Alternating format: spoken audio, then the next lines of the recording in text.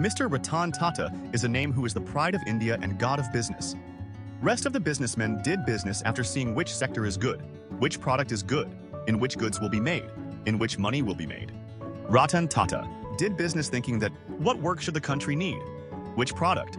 Which industry should I go into which will benefit the country? Rest of the businessmen are in the race to increase their bank balance and net worth, and Ratan Tata is living in the race to increase the honor and respect of India. Today's video, Mr. Ratan, it is dedicated to Tata for what he did in the business world and society of India.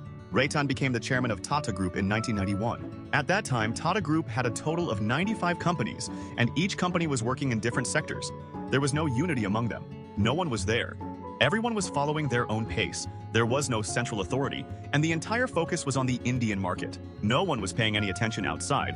The group's revenue was only 13,000 crore, and market cap was only 3,000 crore.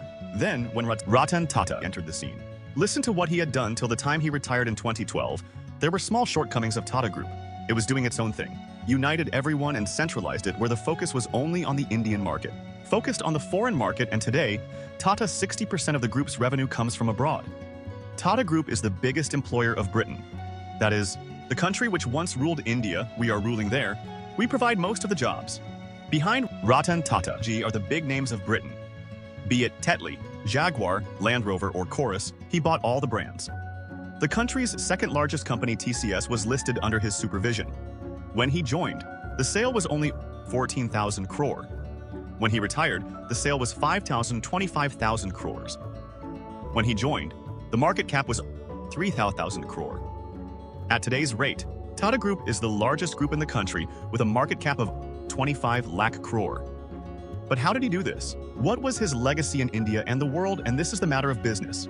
Apart from business, you will hear some stories related to how he was in his personal life, some stories about the charity he used to do, and the stories of him who was humble.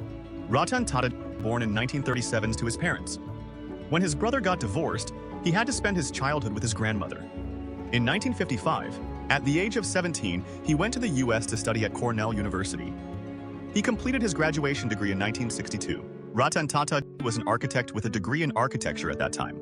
He was of the mind that the US lifestyle is fine and he should settle down there, but his grandmother had brought him up since childhood. His grandmother's health deteriorated and his grandmother called him, "Come at once, let me tell the audience, it was not that Ratan Tata I was in blood relation with JRD Tata.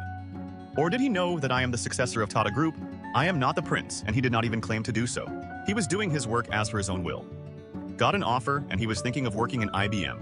He believed in JRD Tata. He said no, you are somehow connected with that Tata Group. Please join, and as long as you stay in India, you will work in Tata Group. Only in 1963. When he was 26 years old, he formally entered Tata Group.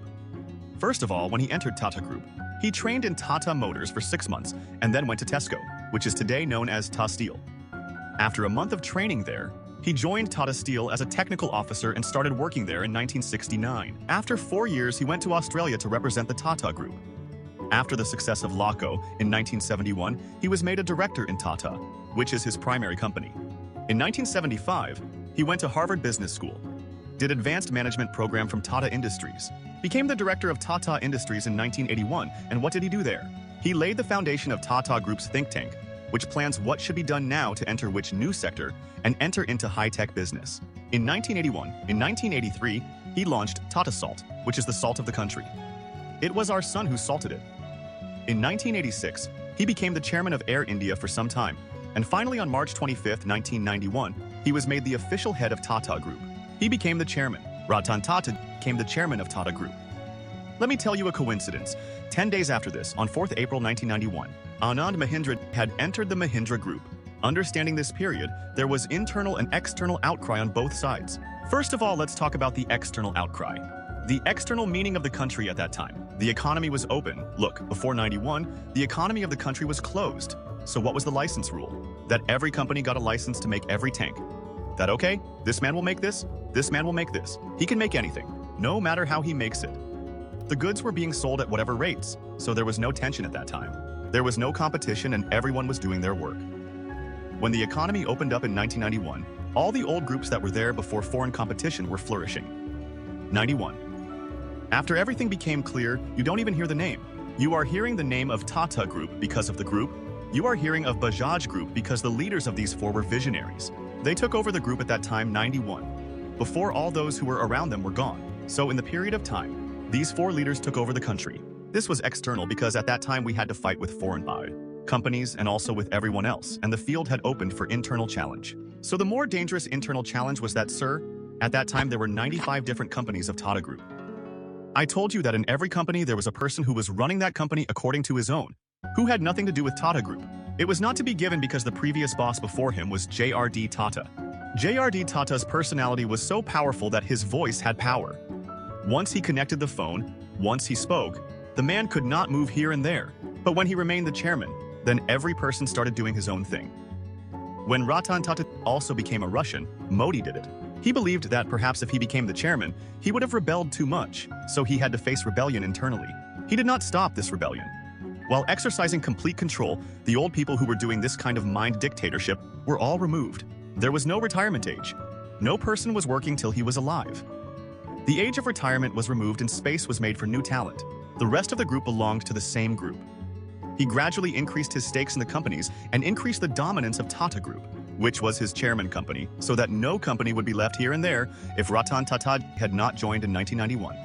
By 2000, there were 20-30 companies of Tata Group in different countries. At that time, the focus of all the companies that were there without the control of Tata Group was to work in India. They said, "Hey India, we have to work in India, but how will an Indian company go out and make its mark?" Beyond that, he started his efforts and started from the year 2000. In the year 2000, he bought Tetley, which was a British brand. It created a stir all over India and the world that an Indian company went out and bought a foreign company, and that too on its own. Big Toddy bought Tata Tea. Tata Tea was a small company, Tetley was a big company. So the small company bought the big company and India bought the British company. So, brother, there was an uproar in the market as to what has happened. And after seeing them, other businesses too, I got the confidence that yes, we can also go out, we can also expand our business outside, we can also export, we can also buy brands. So this is the beginning of this gem of Indian companies' dominance of being fearless and being fearless. This is the gift of Tata. In the same year, in 2000, he received Padma Bhushan, which is the third highest honor of India. In 2004, he brought the IPO of TCS. Remember, he had worked in TCS in 1970. He knew what the company was at that time. He did an IPO, and as of today, TCS is the second largest company in the country. Out of all the companies of Tata Group, TCS alone gives profit in 90%. DTH service Tata Sky was launched in 2006. In 2008, he once again played a gamble, Jaguar, bought a Land Rover, and in the same year he received the Padma Vibhushan, India's second highest honor. In 2012, as a chairman, he took retirement and wanted to appoint Cyrus Mistry as his successor. In 2000, he received the Padma Bhushan, which was the third highest honor in 2008. He received Padma Vibhushan, which was the second highest honor, but he deserves the country's highest honor, Bharat Ratna. However, news is coming now that the Maharashtra government has made some efforts and has proposed continuous pressure on the government. If it is necessary to make it, then I have a request to all the fans of Ratan Tata who respect him wholeheartedly. Do your trend #Bharat Ratna for Ratan Tata. If India needs anything, Tata Group comes first. So in today's rate, we know that if we want to move forward in technology at the world level, then we need Bhai Saheb's expertise in its plant on semiconductor chip. It takes a lot of money, it takes a lot of risk, it takes a lot of time. Not everyone can take risk. Ratan Tata has come. Tata Group has come forward. And today, the biggest work in the field of semiconductor is being done by Ratan Tata Group. In today's date, the company is saying that we are exporting outside India. This inspiration was started by Ratan Tata. At 60, the revenue of Tata Group is brought from outside India. Whenever we talk about charity, there is a list of rich people. Everyone else's name comes in it. Ambani comes, Adani comes, Bajaj comes, Pual comes, everyone comes. Ratan Tata's name does not come in that list. Why? Because he said that he is now the biggest shareholder of Tata Group. The biggest shareholder of Tata Group is Ta Trust, i.e., whatever money this Tata Group earns, its dividend goes to Ta Sons. And whatever money comes to Ta Sons, its biggest shareholder is Tata Trust, and all that money is spent on social service. If seen technically, the owner of Tata Group is a trust, not an individual. Ratan Tata had donated Rs 500 crore to fight Corona. In 2008, when the Taj Hotel at Mumbai was attacked, Ratan Tata was standing on the road as long as the terrorists were there and the operation was going on. Ratan Tata himself was monitoring the entire situation there, and whoever got injured there or who suffered trauma, whether it was a hotel employee or anyone around the hotel or any XYZ, they are still running services for everyone. For that, a separate Taj Public Service Trust was formed, which is the hotel. And even today, he is working to serve the people around him. If you have a house worth Rs 2,000 to 5,000 crore, or an office, such an expensive house, if a stray dog comes to your office, what will you do? Will you say, "Sir, I am a guard. I will keep him, I will drive him away, I will do this"? Ratan Tata once saw stray dogs roaming in Bombay House and he said, "Oh man, where will these poor people eat?" He has made a separate arrangement in Bombay House where stray dogs can be kept. A place has been created for them so that they can come and stay here and they make arrangements for their food. Some people say that, "Sir, if you want to become big in business, then you have to smoke, drink alcohol, go to parties, go to the country." The most respectable person and the creator of the country's biggest group, he himself never smoked, never drank. He was a simple tea lover. There is another story related to his dog when the Queen of Britain called him and asked him to give him the title of Sir Ratan Tata will give on that particular day when the honor was going to be given. When he did not reach there, he found out why he did not reach. When he did not reach, he found out that one of his dogs was unwell. He said that it is important to take care of it. Awards keep coming and going. So a simple dog. One of Ratan Tata's most ambitious and iconic projects was the Tata Nano, a car he envisioned as an affordable vehicle for the common Indian family. Launched in 2008, the Tata Nano was hailed as the world's cheapest car, priced at around 2,000.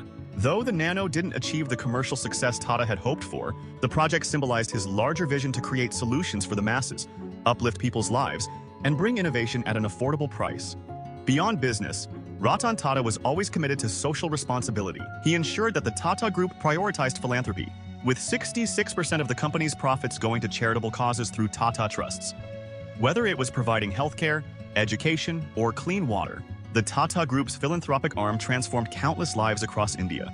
And behind it all was Ratan Tata's unwavering commitment to serving the people and giving back to society.